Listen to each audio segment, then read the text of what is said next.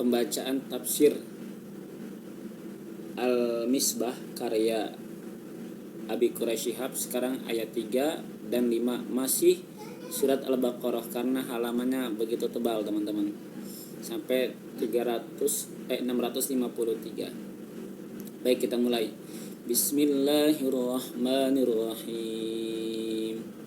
Alladzina yu'minuna bil ghaibi wa yuqimuna as-salata wa mimma razaqnahum yunfikun. Walladzina yu'minuna bima unzila ilaika wa ma unzila min qablika wa bil akhirati hum yuqinun. Ulaika ala hudam mir rabbihim wa ulaika humul muflihun. Yaitu mereka yang beriman kepada yang gaib, alladzina yu'minuna bil gaib, yang melaksanakan sholat secara berkesinambungan dan sempurna, wa yuqimunas shalah, dan menafkahkan sebagian rizki yang kami anugerahkan kepada mereka, dan mereka yang beriman kepada yang telah diturunkan kepadamu dan yang telah diturunkan sebelummu, serta tentang kehidupan akhirat mereka yakin. Mereka itulah yang berada di atas petunjuk dari Tuhan mereka, dan merekalah orang-orang yang beruntung. Ayat 3 sampai dengan 5 menyebutkan sebagian sifat-sifat mereka yang bertakwa. Pertama adalah percaya kepada yang gaib. Setelah menjelaskan fungsi Al-Quran sebagai hudal lil muttaqin, dijelaskannya sifat-sifat orang bertakwa, yaitu mereka yang beriman kepada yang gaib, yang puncaknya adalah beriman kepada Allah Subhanahu wa Ta'ala, serta melaksanakan sholat secara bersinambung dan sempurna, yakni sesuai rukun dan syaratnya dan dengan khusyuk kepada Allah Subhanahu wa Ta'ala. Dan di samping itu mereka juga menafkahkan sebagian rizki yang kami anugerahkan kepada mereka, baik harta maupun selainnya, baik yang bersifat wajib maupun sunnah. Dan selanjutnya mereka yang beriman kepada yang telah diturunkan kepadamu wahai Muhammad, yakni Al-Quran, dengan jalan membenarkan semua kandungannya dan meyakini bahwa yang menurunkannya adalah Allah Subhanahu wa Ta'ala. Dan demikian juga mereka percaya kepada wahyu-wahyu ilahi yang telah diturunkan sebelummu dan yang diwahyukan kepada para nabi dan rasul, serta tentang kehidupan akhirat mereka yakin. Mereka itulah yang sifat-sifatnya sebagaimana disebut di atas berada di atas petunjuk dari Tuhan, pemelihara dan pembimbing mereka, dan mereka itulah orang-orang yang benar-benar beruntung. Banyak hal yang gaib bagi manusia dan beragam pula tingkat kegaibannya. Yang dimaksudkan oleh ayat ini adalah hal gaib yang diinformasikan Al-Quran dan As-Sunnah. Selanjutnya, dari kedua sumber ajaran Islam itu diketahui bahwa ada yang gaib mutlak yang tidak dapat terungkap sama sekali, dan juga ada yang gaib relatif. Jadi gaib itu terbagi dua, ada yang mutlak, ada yang relatif menurut Pak Quraish Shihab. Jika suatu telah Anda lihat, raba, atau Anda ketahui hakikatnya, maka sesuatu itu bukan lagi gaib.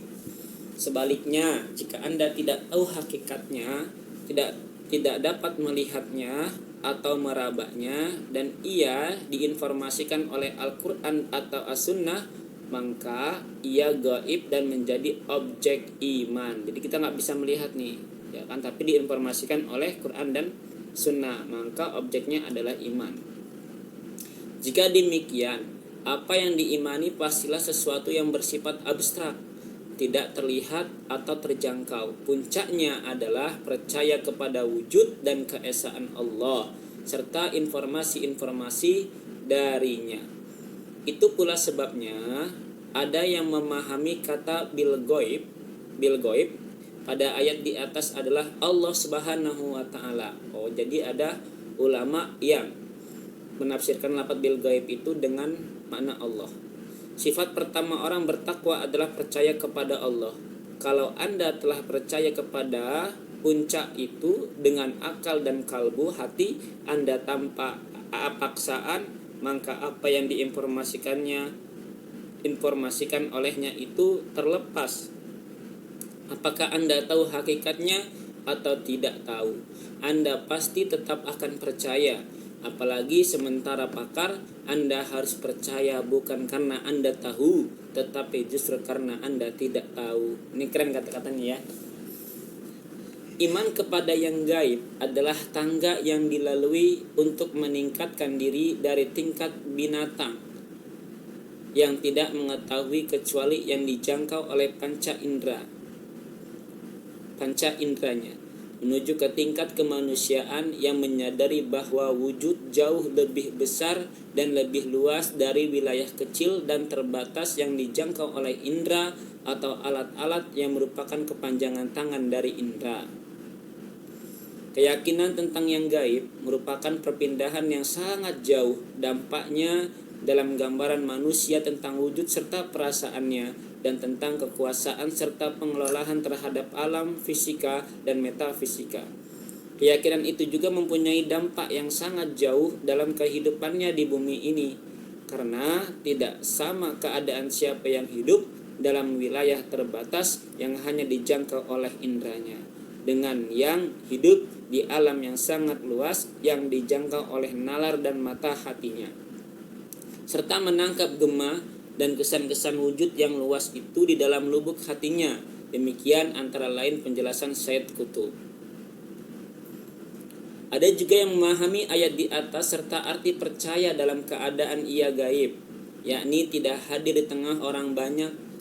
Kalau dalam ayat berikut akan ditemukan bahwa ada orang yang beriman hanya dengan lidahnya, yakni ketika ia berada di tengah kelompok manusia, maka orang yang bertakwa adalah yang tetap percaya walau ia sendirian, tidak ada yang melihat atau mendengarnya. Kalau pendapat ini mengaitkan kegaiban dengan subjek yang percaya, pendapat lain mengaitkannya dengan objek yang dipercaya. Mereka percaya walau objek yang dipercaya itu tidak hadir bersama mereka, yakni walau Rasulullah tidak ada dan bukti-bukti kerasulan beliau tidak mereka saksikan dengan mata kepala, sebagaimana halnya kaum muslimin setelah wafatnya Rasulullah. Pendapat-pendapat terakhir ini walaupun dapat dibenarkan dari segi makna dan oleh kaidah kebahasaan, tetapi ia tidak mendapat banyak dukungan oleh pakar-pakar tafsir. Sifat kedua dari orang yang bertakwa dan memperoleh manfaat dari kehadiran kitab suci ini adalah mereka yang melaksanakan sholat secara benar dan berkesinambungan. Wa yuqimunas sholat, ayatnya kan. Salah satu kesalahan populer menyangkut terjemahan ayat ini dan semacamnya adalah memahaminya dalam arti mendirikan sholat. Jadi Pak Syihab mengeritik ya yang memanai yuqimunas sholat itu mendirikan sholat. Beliau mengartikannya melaksanakan sholat secara benar dan berkesinambungan. Ini karena para terjemah itu menunggah bahwa kata yuqimun terambil dari kata qoma yang berarti berdiri. Padahal tidak demikian. Beda pendapat ulama tentang asalnya. Ada yang berpendapat bahwa kata ini terambil dari kata yang menggambarkan tertancapnya tiang sehingga ia tegak lurus dan mantap. Ada juga yang menyatakan bahwa ia terambil dari kata yang melukiskan pelaksanaan suatu pekerjaan dengan giat dan benar. Betapapun beraneka pendapat tentang asal maknanya, namun penulis tidak menemukan seorang ulama pun yang memahaminya dalam arti berdiri atau mendirikan. Bahkan kitab tafsir yang paling singkat dan sederhana pun tafsir Jalalain menjelaskan kata yuqimu as-sholah dengan melaksanakannya berdasar hak-haknya, yakni dengan khusyuk sesuai syariat, rukun dan sunnahnya. sebagaimana diajarkan oleh Rasulullah Shallallahu Alaihi Wasallam. Sifat ketiga adalah menafkahkan, yakni mengeluarkan apa yang dimiliki dengan tulus setiap saat dan secara berkesinambungan, yang wajib atau yang sunnah untuk kepentingan pribadi, keluarga, dan siapapun yang butuh sebagian dari apa yang kami, yakni Allah, anugerahkan kepada mereka sebagian sisanya. Kalau anugerah itu berupa harta, mereka tabung untuk persiapan masa depan pribadi, keluarga, dan masyarakat. Ayat ini mengisyaratkan bahwa yang bertakwa hendaknya bekerja dan berkarya sebaik mungkin sehingga memperoleh hasil yang melebihi kebutuhan jangka pendek dan jangka panjangnya, serta dapat membantu orang lain. Di samping sifat-sifat itu, orang-orang bertakwa sepanjang saat juga percaya menyangkut apa yang diturunkan kepada Muhammad, yakni Al-Quran, dan apa yang diturunkan kepada para nabi sebelummu, yakni Taurat, Injil, Zabur, serta dengan keniscayaan kehidupan hari akhirat seperti adanya perhitungan surga, neraka, mereka sangat yakin. Kata sepanjang saat dipahami dari penggunaan bentuk kata kerja mudhari, yakni kata kerja masa kini dan yang akan datang, yang digunakan oleh kata yu'minuna. Ayat ini mendahulukan objek keyakinan, yaitu akhirat, sebelum kata kerjanya, untuk mengisyarahkan betapa kukuh dan besarnya perhatian mereka tentang akhirat. Bahkan keyakinan akan hal tersebut telah mewarnai segala aktivitasnya. Visi yang mereka miliki adalah visi yang jauh tidak terbatas, bukan terbatas pada di sini dan sekarang. Yuqinun, yakni yakin, adalah pengetahuan yang mantap tentang suatu dibarengi dengan tersingkirnya apa yang mengeruhkan pengetahuan itu, baik berupa keraguan maupun dalih-dalih yang dikemukakan lawan. Itu sebabnya pengetahuan Allah tidak dinamai mencapai tingkat yakin, karena pengetahuan yang maha mengetahui itu sedemikian jelas sehingga tidak pernah sesaat atau sedikit pun disentuh oleh keraguan. Berbeda dengan manusia yang yakin, sebelum tiba keyakinannya, ia terlebih dahulu disentuh oleh keraguan. Namun ketika ia sampai pada tahap yakin, maka keraguan yang tadinya ada langsung sirna. Keren ya tafsiran beliau nih. Mereka itulah yakni orang-orang yang sungguh jauh dan tinggi kedudukannya berada di atas, yakni memperoleh dengan mantap petunjuk dari Tuhan, pembimbing mereka, dan mereka itulah orang yang beruntung memperoleh apa yang mereka dambakan. Kata Allah di atas yang digunakan ayat ini memberi kesan bahwa orang-orang bertakwa selalu berada dalam posisi yang tinggi berkat konsistennya menjalankan petunjuk Allah Subhanahu wa taala. Penegasan bahwa mereka itu berada di atas petunjuk memberi kesan bahwa sifat-sifat terpuji yang mereka sandang adalah berkat anugerah hidayah Allah atas mereka. Mereka menjadi orang-orang yang bertakwa karena hidayah Allah itu. Selanjutnya, dengan adanya penegasan sebelumnya bahwa Al-Quran adalah hidayah, lahir kesan bahwa mereka itu diliputi oleh dua macam hidayah. Hidayah pertama menjadikan mereka masuk Islam ke dalam kelompok orang bertakwa, dan hidayah kedua melebihi hidayah pertama. Memang seperti penegasannya bahwa Allah Subhanahu wa taala menambah hidayahnya bagi orang-orang yang telah memperoleh hidayah. Dengan demikian, tukar posisi ayat ini dengan ayat berikut yang berbicara tentang orang-orang kafir yang juga berada dalam dua macam kesesatan sebagaimana akan terbaca nanti. Hidayah pertama yang dimaksud di sini adalah kesucian jiwa mereka dan kesediaannya menampung kebenaran.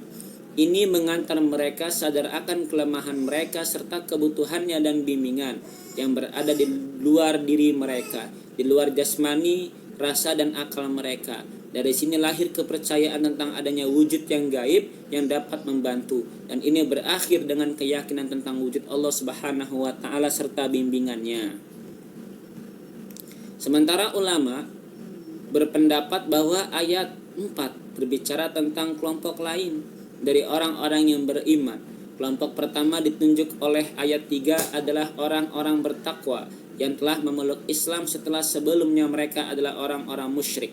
Mereka mendengar petunjuk Al-Quran dan menyambutnya, didorong oleh ketakwaan dan rasa takut akan masa depan yang gaib, yakni hari kemudian yang tadinya mereka ingkari atau ragukan. Karena itu, menurut penganut pendapat ini, mereka antara lain disifati sebagai orang-orang yang percaya kepada yang gaib karena sebelumnya mereka tidak percaya. Sebelumnya mereka juga tidak sholat. Atas dasar itu pula, maka kepercayaan mereka dilukiskan oleh ayat ini dalam bentuk kata kerja masa kini. Seperti juga dengan aktivitas sholat mereka, itu semua menunjukkan kesinambungan dan peningkatan iman serta sholat mereka dari saat ke saat. Adapun kelompok orang yang beriman yang kedua adalah yang ditunjuk oleh ayat keempat, yaitu mereka yang telah percaya kepada kitab-kitab suci sebelum kehadiran Nabi Muhammad SAW, yakni orang-orang Yahudi dan Nasrani yang memeluk Islam. Memang mereka juga percaya kepada yang gaib dan melaksanakan sholat, tetapi karena itu telah menjadi bagian dari kepercayaan dan aktivitas mereka sebelum memeluk Islam, maka itu tidak disebut lagi di sini, dan sifat mereka yang ditonjolkan adalah yang berbeda dengan sifat kelompok yang pertama. Allah alam bisawab. Nanti dilanjutkan ayat ke-6 dan ke-7. Subhanakallahumma bihamdika asyhadu an la ilaha illa anta astaghfiruka wa atubu ilaik.